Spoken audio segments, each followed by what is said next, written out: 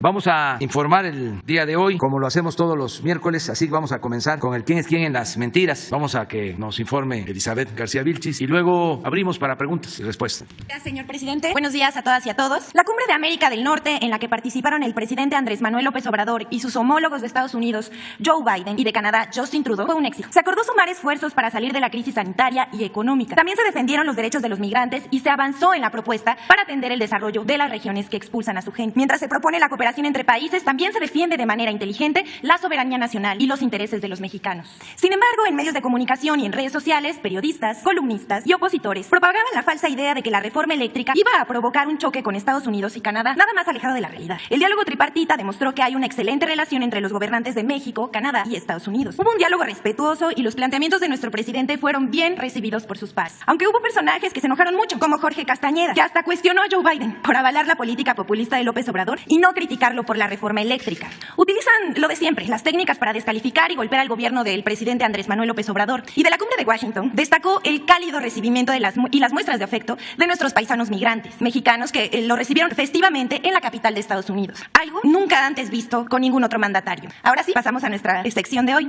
The Washington Post difunde artículo para señalar que mientras la COP26 busca la salida del carbón, México se resiste, algo completamente falso. Los medios de comunicación han buscado todo tipo de pretextos o situaciones para desprestigiar a México en la cumbre contra el cambio climático, que si México no firmaría el acuerdo contra la deforestación, que si no iba a cumplir con su cuota de energías limpias, o que México defendió el uso del carbón, lo cual es totalmente falso, puesto que son China, Alemania y Estados Unidos los que defendieron el uso del carbón. El 11 de noviembre de 2021, The Washington Post publicó un artículo titulado "La COP26 busca la salida del carbón. México se resiste a dejar un combustible quemar". Según el texto, pareciera que México definirá el futuro del cambio climático del planeta y que promueve la industria carbonífera que mata a personas y daña ecosistemas, desde que se extrae el carbón hasta convertirlo en energía para alumbrar nuestras casas, ya que son la principal fuente de los gases de efecto invernadero que contribuyen al calentamiento global, según el Washington Post. El artículo se propone demostrar en voz de dos climatólogos que el gobierno actual quiere seguir usando este tipo de energía y que eso contribuirá al cambio climático. Todo eso es falso y alarmista. Primero que nada, hay que aclarar que México contribuye con apenas el 1.8% de las emisiones de carbono en el mundo, muy por atrás de China, que tiene el 26%, Estados Unidos con el 13%, Europa con el 9%, India con el 7% y Rusia con el 4%. En comparación con México, que solo produce 9% de su electricidad con carbón, China depende del 66.1% del carbón, India del 73%, Alemania del 31.8% y Estados Unidos del 24.5%. Aquí está la gráfica donde podemos ver estas cifras. La Comisión Federal de Electricidad aclaró que solo cuenta con 3 plantas de carbón para producir electricidad y que en 2020 contribuyeron con el 10% de la electricidad del país. Pero la empresa informó que no construirá nuevas plantas carboeléctricas. Si comparamos a México con otros países,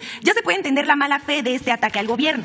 Además, China construirá 92 nuevas plantas de carbón, la India 30, Indonesia 24 y Japón 10. Se dice que la CFE produce electricidad con energías sucias, pero aquí les recordamos que la Comisión Federal de Electricidad produce el 55% de la energía renovable y limpia del país y los privados el 45%. El plan de negocios de la Comisión Federal de Electricidad establece la modernización de 14 hidroeléctricas, así como nuevos proyectos de generación a base de gas natural, viento, sol y otras energías renovables. Además, se va a construir una de las plantas de generación solar más grande del mundo y la más importante de Latinoamérica, en Puerto Peñasco, Sonora. Producirá 1,000 megawatts y beneficiará a 4 millones de personas. Para ello, se dedicarán 9,000 millones de pesos. La siguiente, por favor. Falso que Gas Bienestar en Iztapalapa sea más caro que los privados. Como se consignó el miércoles pasado en esta sección, no hay una semana en la que los medios de comunicación no difundan noticias falsas sobre la reforma eléctrica. Pero tampoco pasa una semana en que no falseen información sobre Gas Bienestar. Esta vez, periódicos como El Universal y El Heraldo difundieron en sus páginas que Gas Bienestar en Iztapalapa registra precios más altos que las empresas privadas. Según El Universal, en la semana del 14 al 20 de noviembre en Iztapalapa, Gas Bienestar estaba dando el kilogramo de gas LP a un precio de 20 pesos con 50 centavos y 25 pesos, cuando el kilogramo en la zona era de 24 pesos con 75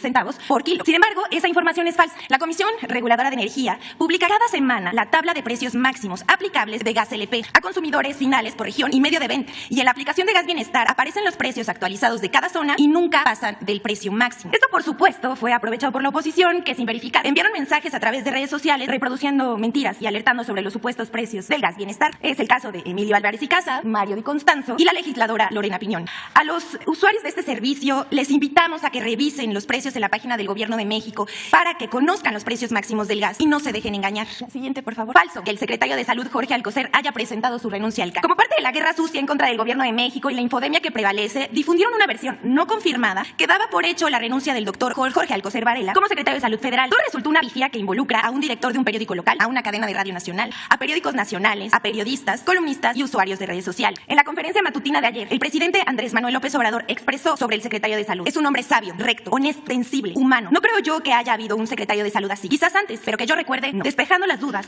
sobre su renuncia. La siguiente, por favor. Esta es la última. Loret de Mola acusa a Sedena de contratar a empresas fantasma en la construcción del aeropuerto Felipe Ángeles, lo cual es falso. En el portal Latinos, Carlos Loret de Mola presentó un reportaje sobre el cual, tras revisar 966 contratos de proveedores en las obras del aeropuerto internacional Felipe Ángeles, supuestamente encontró empresas fantasma en la construcción, cuya edificación corresponde a la Secretaría de la Defensa Nacional. Esta información es falsa, pero hubo medios como El Universal y otros que sin verificar difundieron la denuncia de Loret, que se diseminó en redes de radio y sitios digitales. Al respecto, la Sedena aclaró que las adquisiciones de bienes y contratación de servicios se llevan a cabo con estricto apego a las leyes, reglamentos y demás disposiciones aplicables. Cabe mencionar que el sitio Latino se fundó el 5 de diciembre de 2019, al quinto día de iniciar este gobierno, y desde ese momento se ha dedicado a desprestigiar al gobierno y atacar directamente al presidente López Obrador. Sedena señala que a las empresas que contrata están autorizadas en la lista nacional de proveedores, cuenta con registro, los ingenieros militares han cumplido con los requisitos establecidos por la ley. El agrupamiento de ingenieros Felipe Ángeles ha recibido 1,881 solicitudes de registro como proveedores, ha otorgado el registro a 1,438 y le ha negado el registro a 443 por diversos motivos. El reportaje de Latinos es tramposo, pues asegura que se encontraron empresas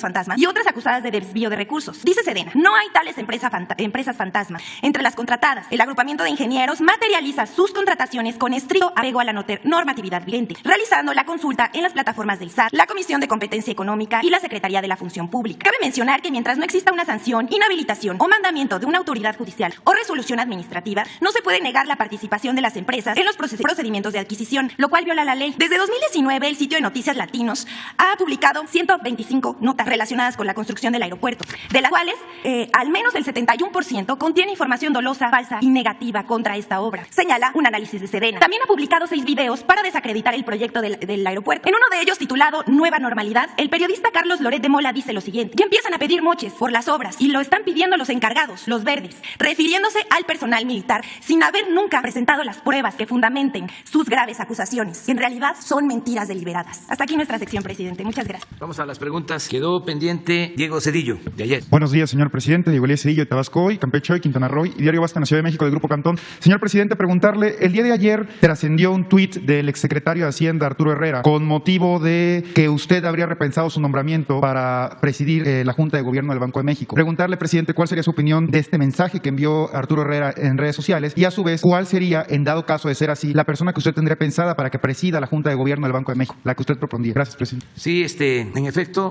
no va a ser propuesto Arturo Herrera para el Banco de México. Voy a enviar en esta semana la propuesta de Victoria Rodríguez Ceja, la subsecretaria de Hacienda. Ella va a hacer nuestra propuesta para el Banco de México. Hoy o mañana vamos a enviar. ¿Cuál habrá sido el motivo, presidente, que motivó la... Pues queremos que participen mujeres, que se lleve a cabo este cambio, reconociendo el trabajo que ha hecho la subsecretaria de Egresos, que ha estado actuando muy bien, con un desempeño ejemplar. Es la encargada del manejo de las inversiones públicas y ha actuado con mucha responsabilidad para no gastar por gastar. A ella se debe el que tengamos estabilidad financiera, el que no se haya recurrido a deuda adicional. Es una muy buena servidora pública. Por primera vez va a estar encabezando el Banco de México una mujer. ¿Mande?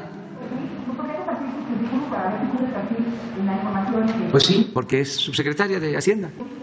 Sí, no hay ningún problema. De acuerdo a los requisitos, son 2 cosas: que tenga experiencia financiera o que haya ocupado un alto cargo en el gobierno vinculado a asuntos de Hacienda. Nada más para que tengan una idea, el actual gobernador del Banco de México fue funcionario de Hacienda, no fue subsecretario. Y creo que después sí, de Nacional Financiera. Sí, ¿verdad? Bancomex. Entonces sí cumple. Y es una mujer de absoluta confianza, honesta, seria, responsable. Tiene todo nuestro apoyo.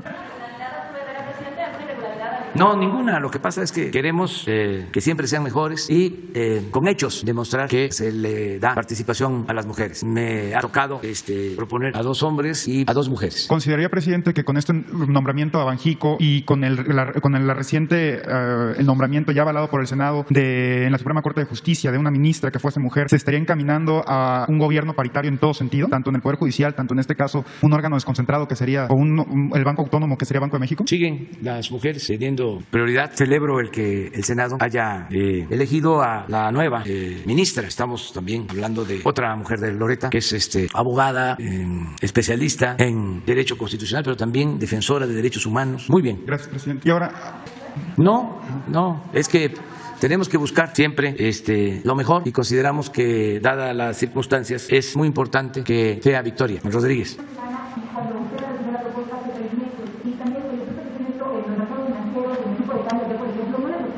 No, es que eso no es serio. Se está moviendo el tipo de cambio porque se está fortaleciendo el dólar, pero es un fenómeno mundial, externo. No tiene nada que ver con el nombramiento del gobernador del Banco de México. Son otras cosas.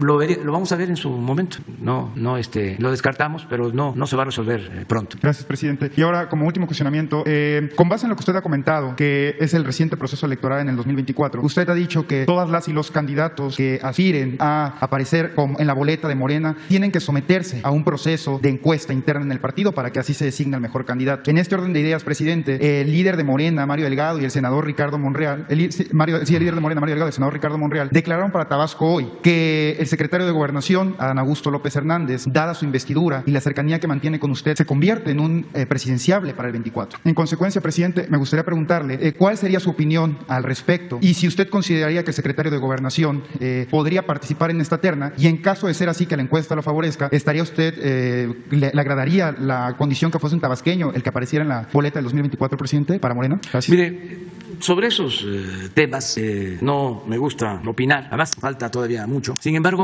considero que todos tenemos derecho a votar y a ser votados. Es un derecho constitucional. No se puede excluir a nadie, solo que tenga antecedentes penales, lo que establece la Constitución y las leyes, ¿no? Pero todos, cualquier ciudadano, mujer, hombre, tiene derecho. No se le puede quitar el derecho a nadie. Sobre el procedimiento de elección, pues yo repito que, en mi opinión, eso lo aconsejaría para todos los partidos. Es una recomendación, un consejo de buena fe, porque me tocó en la oposición ser dirigente de partidos, de 2 partidos, y cuando hay que elegir candidatos, siempre hay tensiones. Entonces, la experiencia es de que el método de las encuestas ayuda a que no haya confrontación, que no haya pleitos, y es un método democrático al mismo tiempo, porque es la gente la que decide. Es un cuestionario que se aplica de acuerdo a una muestra a 1,000 a 2,000 ciudadanos en todo el país, y va y se le pregunta, ¿conoces a esta persona? ¿Sí o no? Para saber si son conocidos. Luego, ¿qué opinión tienes de esta persona y de esta otra y de esta otra? Y ya el ciudadano, que es consultado en su casa, dice, pues tengo una opinión buena o regular o mala. Y luego, otra pregunta, ¿te gustaría que la señora, el señor fuesen candidatos a la gobernatura, a la presidencia municipal, a la presidencia de la República, de acuerdo al tipo de encuesta para qué se está consultando? Y entonces el ciudadano dice, sí, no, ¿quién te parecería mejor como candidato? ¿Votarías por él, por ella? ¿Lo consideras honesto, honesta? Sí, no, ¿qué tanto? Entonces ya los especialistas en encuestas saben cómo formular el cuestionario, cómo hacer eficaz la muestra, y entonces ahí sale quién es quién. Ese es un buen método. Entonces no hay dedazo, no hay intereses de grupos que impongan a los candidatos, no es la oligarquía. Entonces esto es lo que yo recomiendo, pero no solo para Morena, para todos los partidos. ¿Quiere ser Claudio X González, ¿no?, candidato a encuesta? Porque en una de esas le gana Diego o Cuadri, no porque el señor tiene más dinero, o quién sabe, pero o está apoyado por las cámaras, ¿no?, empresariales. No, que se le pregunte a los ciudadanos. No es que ya nos reunimos y va a ser una convención o congreso donde se reúne un pequeño grupo y ahí deciden, ya todo arreglado. Lo mejor es la democracia. Pero bueno, este consejo lo doy a todos y es una recomendación, y desde luego cada quien tiene su método, cada partido, porque cada partido tiene estatutos y ahí están los procedimientos de elección. En el caso de Morena, me acuerdo bien de que existe el procedimiento de la encuesta para la elección de candidatos, porque yo lo propuse en su tiempo, precisamente para evitar los choques. Me acuerdo que se propuso otra cosa importante, que fue el procedimiento de insaculación, la rifa, que se burlaban. Pero imagínense, para hacer una lista de candidatos plurinominales, por lo general eran los allegados a los dirigentes, hasta familiares, las esposas, los hijos, los hermanos de los dirigentes. Nunca un militante de base podía llegar a ser diputado, porque no tenía influencias, no era el que le cargaba el portafolio al dirigente. Entonces se estableció en el estatuto de que salen delegados en asambleas 1,000 y se ponen los 1000 nombres en una ánfora, se les da vuelta a cada uno de los que va a participar, se les da un número, sale ahí, este va el número 1 de la lista. Como tiene que ser, mujer y hombre, hombre y mujer, ahí va. 2, la suerte, que tiene que ver mucho en política. La política, entre otras cosas, es virtud y fortuna. Eso decía Maquiavel, fortuna es suerte. Entonces, decían los politiqueros, ¿cómo va a ir a la Cámara de Diputados un campesino, un obrero, una artesana, una indígena? No van a saber expresarse, manifestarse, no son parlamentarios. Se requiere, y esa es la mentalidad conservadora, se requiere gente preparada. No, se requiere gente con convicciones y gente honesta, con vergüenza. También decían, se van a vender, se van a ir a otro partido. La experiencia es que nadie de los electos de esa manera traicionó. Mujeres muy dignas, indígenas, campesinas, obreros, honestos, fueron los que votaron en contra de la reforma energética cuando billetearon o maiciaron a legisladores. Estos resistieron todos los cañonazos. Pero bueno, eso está en el estatuto. Así debe de estar en los estatutos de otros partidos. A lo mejor no. Yo hasta celebré porque en aquel entonces, como ahora, desgraciadamente, no nos veían con buenos ojos las autoridades electorales y como estaban entretenidos en otros asuntos, cuando presentamos el proyecto de estatuto, no le dieron importancia. Y por ahí salió, ¿no?, de que nosotros íbamos a elegir a candidatos con la tómbola y se empezaron a reír y a burlarse. El caso es que nos aprobaron los estatutos. Si se hubiesen dado cuenta, porque también llevamos ventaja porque son muy lentos, si se hubiesen dado cuenta de que elegir candidatos mediante encuestas implica menos conflictos, no nos los hubiesen autorizado. ¿Para qué? ¿O por qué? Pues para que los partidos vivieran constantemente en el conflicto interno y se destruyeran más los partidos opositores, que se dividieran constantemente. Pero como afortunadamente pues son antidemocráticos, no todos, pero sí una buena parte de los que integran estos órganos electorales son antidemocráticos, pero no muy inteligentes. No les ayuda mucho el que a veces estudian en universidades donde aparentemente no es muy bueno el nivel académico, pero no aprenden, no les enseñan bien. Eso nos ha ayudado mucho a nosotros. En varias ocasiones nuestros adversarios han sido nuestros principales promotores y aliados, sin pretenderlo. Es lo mismo, ¿no? Porque aquí acabamos de ver con Elizabeth, imagínense el Washington Post haciendo el ridículo. Estamos hablando del Washington Post, que llegó a hacer una investigación en su momento para destituir a un presidente de Estados Unidos. Fíjense la degradación. Todo esto tiene que ver con el predominio del modelo neoliberal que ha llevado a la decadencia. Es un proceso de degradación progresivo. No solo es una crisis que afecte en lo económico, no, es una decadencia. Es algo que afecta a todos los órdenes de la vida pública, lo económico, lo social, lo moral. En este caso, periodismo. Es el periódico que hace la investigación contra Nixon. Y ahora, con esa nota, y estamos hablando del Washington Post, pues imagínense el Universal o el Reforma. Pero bueno, ese es otro asunto. Vamos a continuar. Una compañera. Gracias, presidente. Muy buenos días. Rocío Jardines, de W Radio. Preguntarle, presidente, su opinión acerca de que pues ya el índice de precios al consumidor avanza 7.05%. Está también incrementándose pues la inflación que hay en el país. Si puede darnos una opinión al respecto, por favor. Sí, es un fenómeno mundial. Hay una crisis, ahora sí que post-pandemia, que se está manifestando en todos los países. Nosotros tenemos una inflación igual a la de Estados Unidos. Por lo general, la inflación de México es superior a la de Estados Unidos. En este caso es igual. Ellos traen una inflación también de más del 6%. Brasil trae una inflación del 11%. Es un fenómeno que está afectando. Yo espero que esto se resuelva pronto. Tiene que ver con el incremento del precio de materias primas, de alimentos, el incremento del precio del acero. Ha impactado mucho el incremento en los costos de transporte marítimo tan elevados. Afortunadamente nosotros vamos logrando estabilizar los precios. Por eso es que necesitamos la reforma eléctrica para que no aumenten los precios. ¿Se va a revisar el salario, presidente? De la luz, sí, porque el salario no afecta. Eso se usó para engañar al pueblo. Los tecnócratas corruptos e ineficientes hablaron durante más de 30 años que no podían aumentar el salario porque se incrementaba la inflación. Y eso es falso. Eso nos llevó a que el salario mínimo de México fuese el de los más bajos del mundo.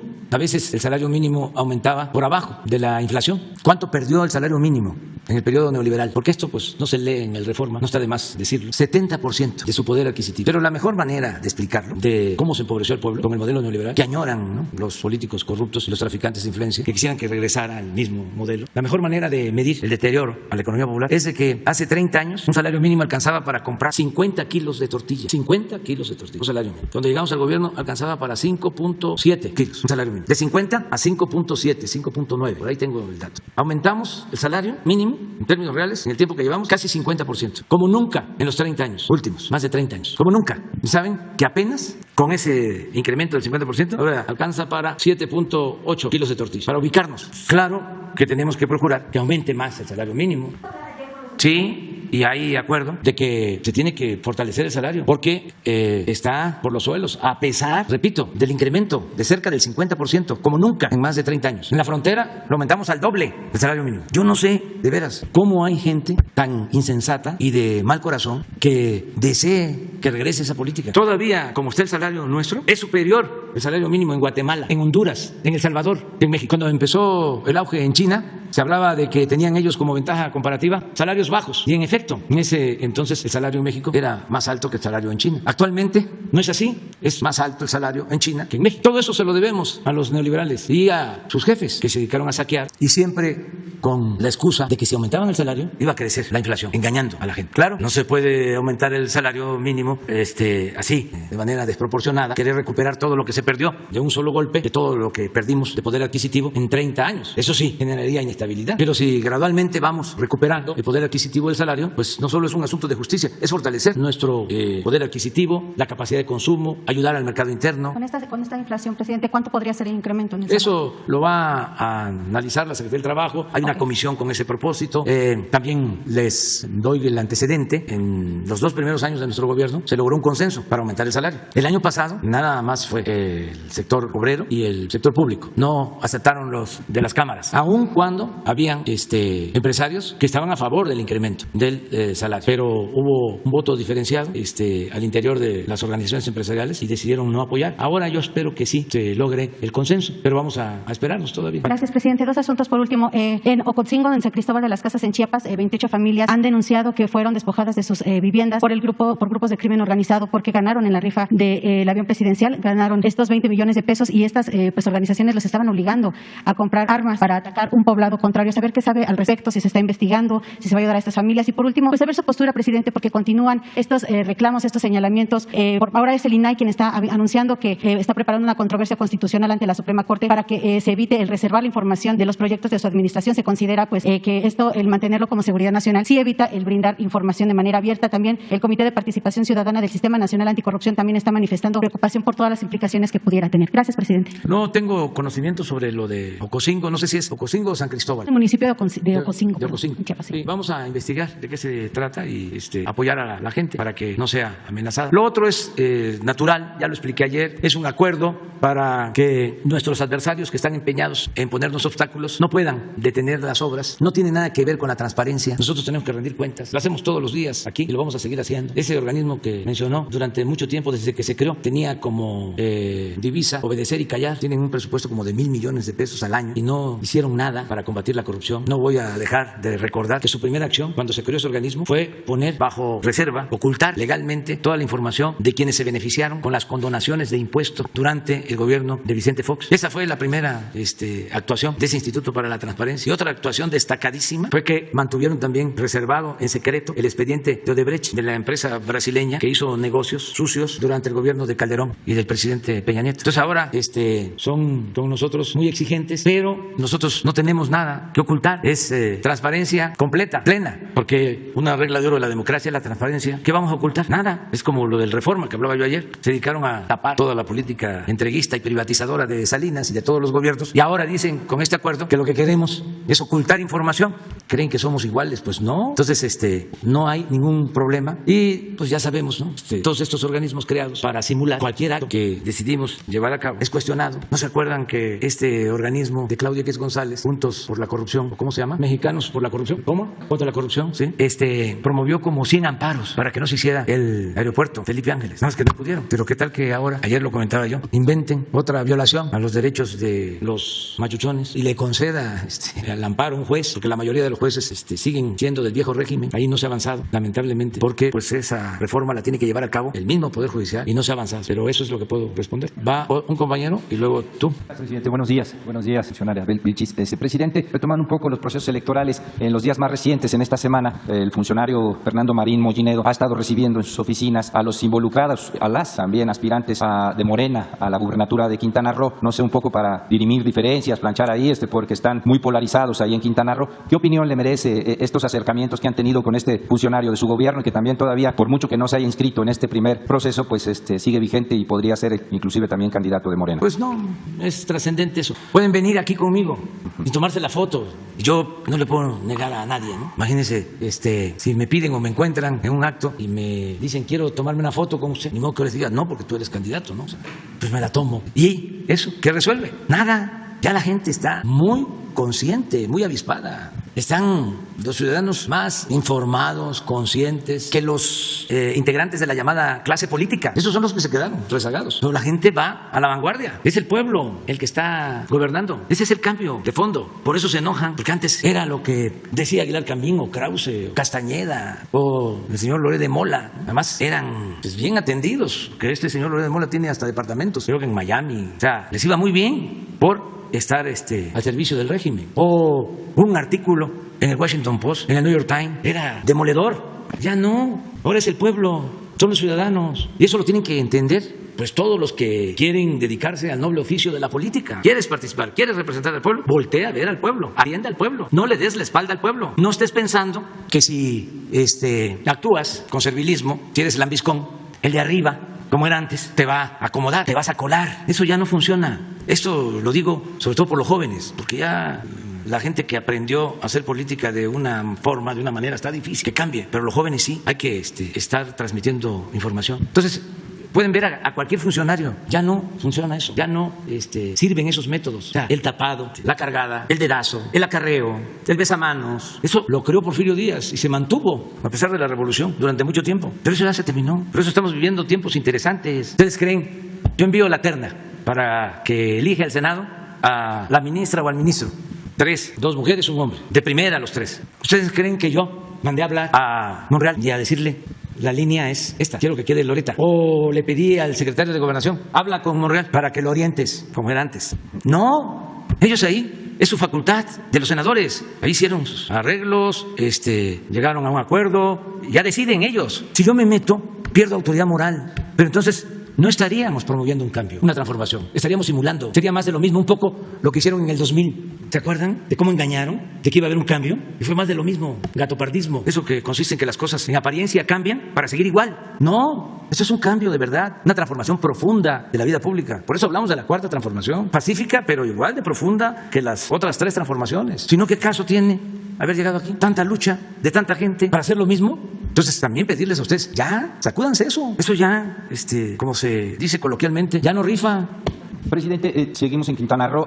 Las tiendas OXXO, usted ha denunciado que pues ahí se desembolsan lo que tienen que pagar de luz, que no pagan, que roban esto, pero también tienen otro modus operandi. En Cancún tienen 300 tiendas, de las cuales en contubernio con las empresas, una empresa ahí ligada al Niño Verde, Jorge Emilio González, y en contubernio con algunos funcionarios de esa alcaldía, pues no pagan la recolección de basura. Se están burlando ahí, se están metiendo a la bolsa como 50 millones de pesos al año, presidente, nada más en esa ciudad, las tiendas OXXO. Es decir, no es solamente la luz, también la recolección, la basura. Estas tiendas dejan mucho que desear, presidente. Sí, yo he hecho los señalamientos por lo que tiene que ver con la luz, porque es evidente de que tienen una tarifa preferencial y que por eso se oponen a la reforma eléctrica. Lo demás corresponde a las autoridades competentes, en este caso a los gobiernos municipales, a los gobiernos estatales. Eso es lo que puedo comentar. Y no es nada personal contra el señor Fernández, es que tenemos que defender el interés público. Muy bien, presidente. Y sobre su gira a Zacatecas, pues nosotros tenemos investigaciones periodísticas que refieren que la manzana de la discordia de tanto raticidio que se ha cometido ahí en los días más recientes tiene que ver con el fentanilo y su ruta del Pacífico, la internan a territorio nacional para pasarla al Golfo de México y llevársela a Europa, que era lo que nos contestaba en alguna ocasión el almirante Rafael Ojeda. ¿Es así en esos términos, presidente? Sí, por ahí va. Un enfrentamiento de grupos y el escenario es Zacatecas y vamos por eso hoy a reunirnos y a respaldar a David Monreal, al gobernador de Zacatecas, y a dar todo el apoyo al pueblo de Zacatecas. Vamos los integrantes del gobierno federal, va todo el gabinete del gobierno federal. Vamos a estar hoy por la tarde y mañana también, que vamos a llevar a cabo una reunión de seguridad y se va a reforzar todo el plan de seguridad en Zacatecas. A eso vamos. Último, presidente, el domingo va a haber una marcha, manifestación en Chiapas a un mes del asesinato del periodista Freddy López Arévalo. ¿Qué mensaje le manda al gobernador, a su fiscal? Los tienen en ascuas, no les han dado ni siquiera una coma de información a los familiares. ¿Quién mató al periodista Freddy López Arévalo? Tengo información que se está avanzando en la investigación. Le voy a pedir a Rosa Isela Rodríguez que nos informe en estos días. Mañana vamos a estar en Zacatecas, pasado mañana vamos a estar en Guanajuato, sí, pero a ver si hoy mismo se da información sobre esto. Sí, pero que se informe, desde luego cuidando el llamado debido proceso, pero más que el debido proceso, el que se pueda alertar a quienes cometieron este crimen. Muy bien. Una compañera, quedamos, después un compañero. Tú. Buen día, presidente. Soy Una Maya compañera Berguk. y luego tú. Maya Berguk, de Bloomberg News. El abrupto cambio del plan para el liderazgo de Banxico ha generado especulaciones de que usted quiere un banco central que actúe de otra forma en su política monetaria. Usted ha hablado con Victoria Rodríguez qué objetivos le ha pedido para Banxico y ha hablado con ella sobre lo que mencionó la compañera, la inflación, que en este momento está en su máximo en 20 años. Bueno, no está en el máximo de 20 años, la inflación. Hace 4 años, ¿por qué no pones una gráfica sobre inflación para actuar con objetividad y profesionalismo? A ver, vamos viendo cómo está la inflación. Carlos nos puede enviar la información. Y acerca de Victoria Rodríguez, es una mujer, ya lo dije, responsable. Ella va a actuar con apego a las normas del Banco de México. Y desde el principio nosotros hemos expresado y hemos demostrado con hechos ser respetuosos de la autonomía del Banco de México. No hay una sola intromisión del gobierno, de la Secretaría de Hacienda, en las decisiones del Banco de México. Ni una sola. Y no lo haremos, porque nosotros sí sostenemos el criterio de que al margen de la ley nada y por encima de la ley nadie. Ahora sí hay Estado de Derecho. Antes no había Estado de Derecho. Era Estado de chueco, de cohecho.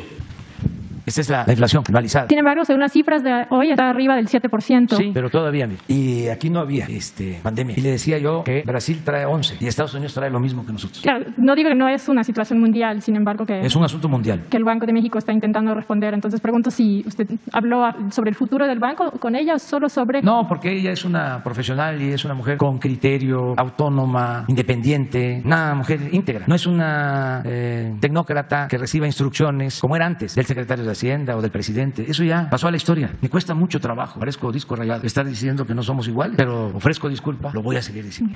Y en otra pregunta, si me lo permite, en octubre el señor Octavio Romero dijo que Pemex ya no pagaría sus amortizaciones de deuda y que el gobierno federal lo haría. ¿Es cierto que usted prometió eso? En caso de que sí, ¿has asegurado la suma y por qué cantidad de tiempo? Estamos nosotros apoyando a Pemex, apuntalando a Pemex, como estamos apoyando a la Comisión Federal de Electricidad. El plan de los tecnócratas corruptos y de sus jefes era destruir a Pemex y destruir a la Comisión Federal de Electricidad, arruinarlos, arruinar a estas empresas públicas. Entonces nosotros estamos ayudando. Nada más imaginen, si no se hubiese dado el cambio en el 18, ya Pemex estaría en bancarrota. La Comisión Federal, lo mismo. Y un caos en el país. No soy adivino, pero tengo sensibilidad. Si no hubiese cambiado esa política de saqueo, el país estaría hundido. No hubiesen podido enfrentar la pandemia como lo hicimos. Hubiese costado muchísimo más vidas. Estaría el país destrozado. Ahora no. Nosotros tenemos estabilidad económica, financiera. No se endeudó al país, no se ha empobrecido al pueblo a pesar de la crisis económica. Y el prestigio de México está por lo alto. También para ubicarnos, porque ustedes imaginen si se hubiesen continuado con los mismos planes. Esto que hicieron,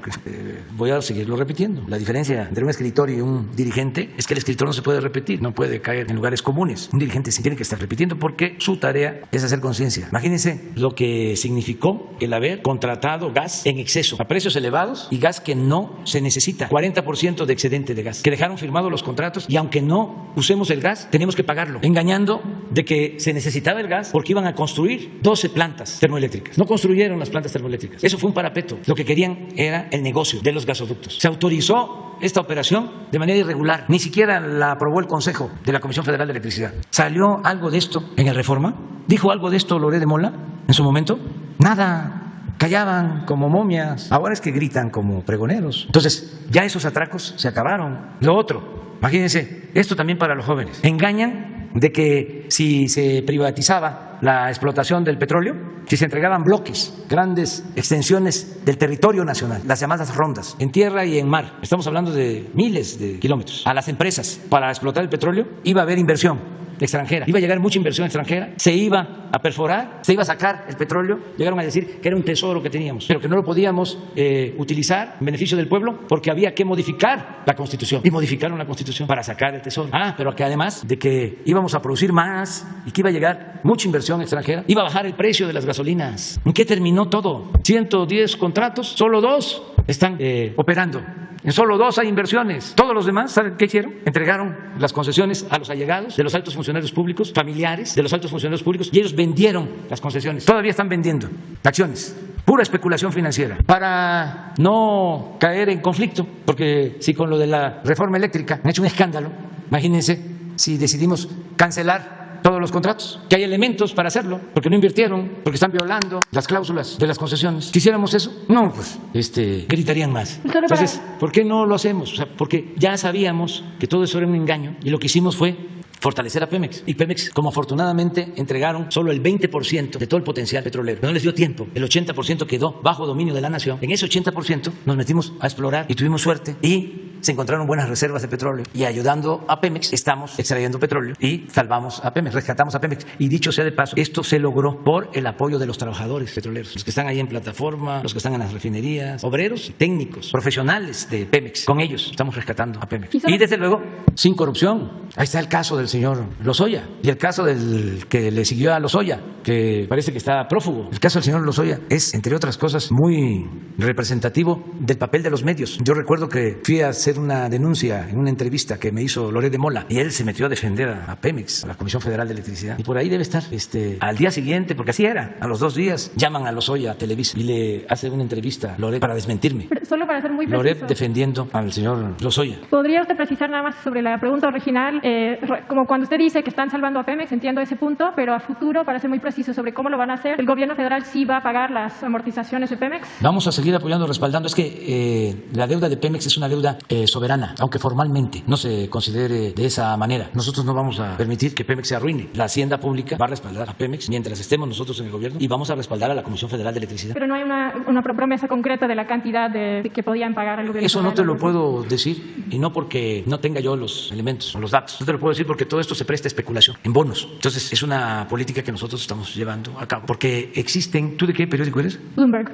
Bueno, ustedes saben perfectamente de que existen fondos buitres donde los que manejan estos fondos o los que tienen acciones en estos fondos se dedican únicamente a la especulación. Entonces usan información privilegiada, hay tráfico de información. Entonces no se pueden decir muchas cosas sobre eso, pero yo creo que es suficiente con el que te diga que vamos a respaldar a Pemex y a la Comisión Federal siempre. Okay. Y nada más por último, hablando de la Comisión Federal, a largo plazo usted tiene su plan para la reforma energética, a corto plazo tiene otro plan para ayudar a los consumidores con el precio de la luz, va a hacer otra cosa mientras sigue el debate sobre la reforma energética. Sí, tenemos el compromiso de no aumentar el precio de la luz y va a continuar así. Llevamos 3 años sin que haya aumento en el precio de las gasolinas, del diésel y de la luz y va a continuar sin problema, precisamente porque contamos con los instrumentos para que no aumente el precio de la luz. No es como en España, en donde las empresas particulares que solo tienen propósitos de lucro son los encargados del suministro, o en Estados Unidos, por ejemplo en Texas. ¿Qué sucedió el año pasado? En el invierno se quedaron sin energía eléctrica porque aumentó el precio del gas de manera desproporcionada. Para empezar, sufrió mucho la gente en Texas con el frío porque no tenían calentadores y sufrieron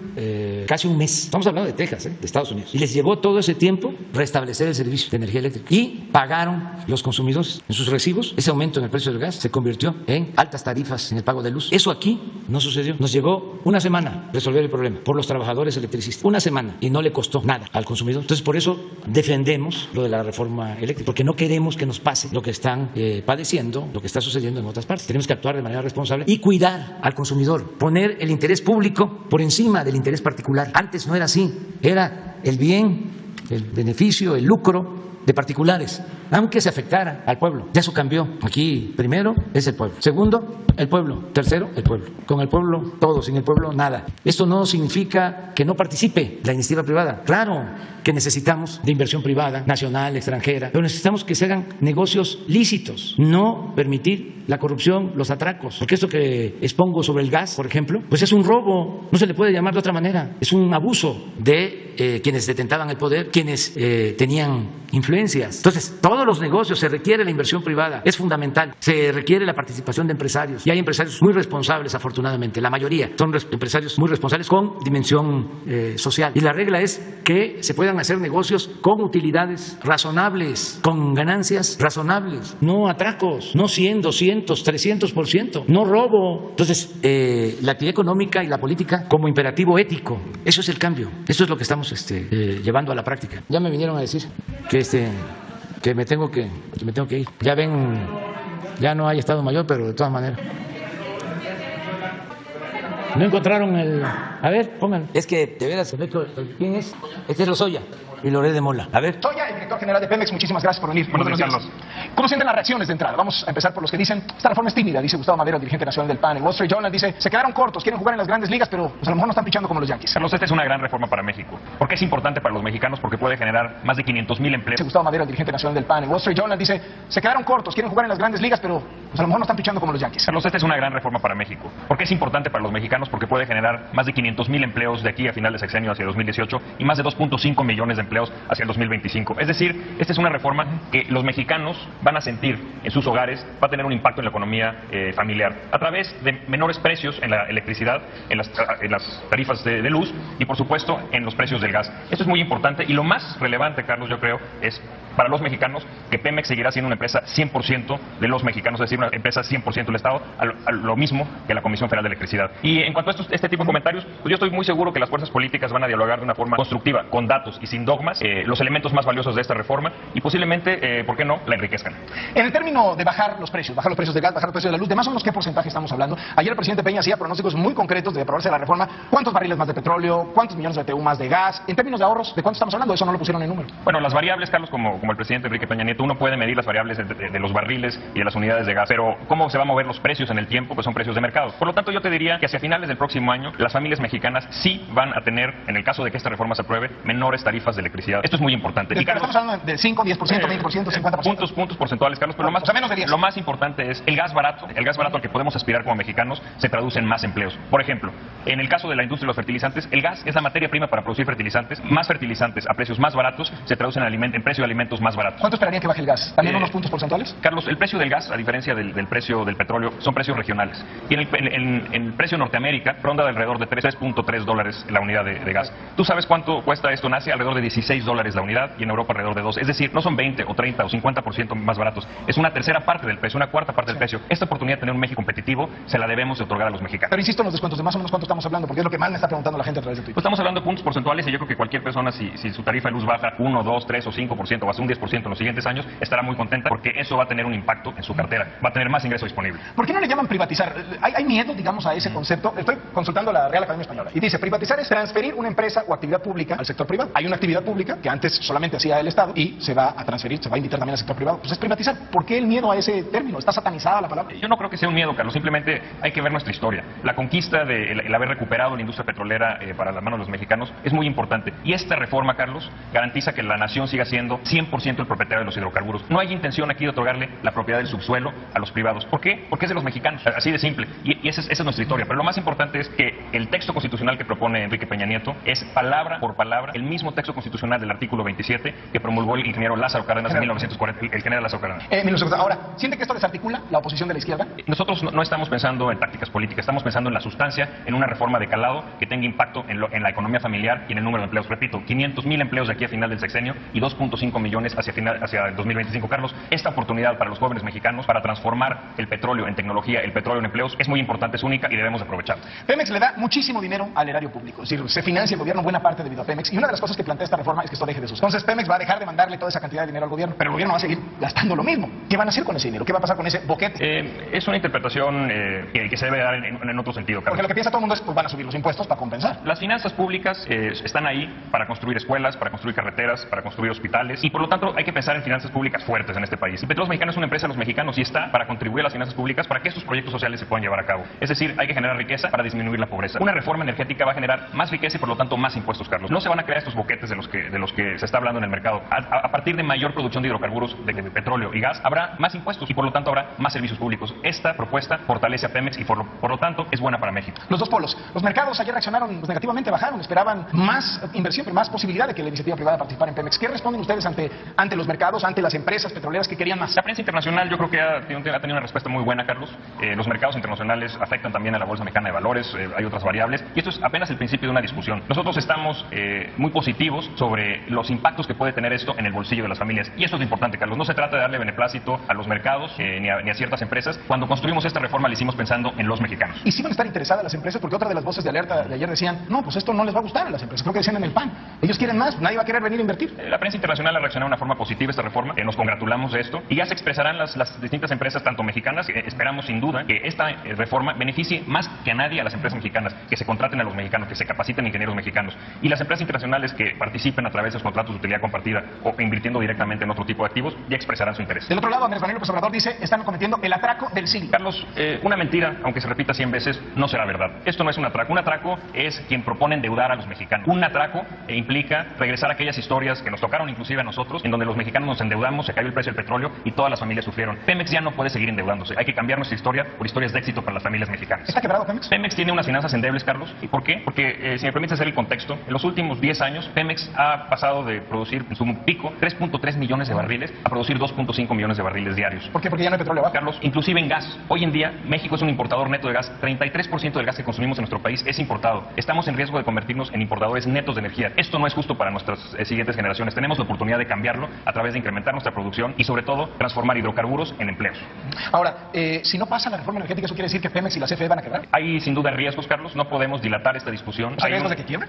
No necesariamente quiebre. Sin embargo, se tendrán que hacer ajustes importantes a ambas empresas de no pasar esta reforma. Por lo tanto, despidos masivos, cosas así. No, lo más importante, Carlos, es pensar, y yo veo muchas coincidencias en el ambiente político de México. Estoy seguro que en el Congreso se debatirá con datos y no con dogmas esta reforma energética que tanto PAN, PRD y PRI quieren que suceda. Ahora, es importante saber el plan B. Y si no pasa la reforma, ¿qué va a pasar? Es decir, ajustes importantes. ¿De qué ajustes estamos hablando? Yo estoy convencido que esta reforma transitará y espero que también sea enriquecida de una u otra forma por las distintas fuerzas políticas. No hay plan B.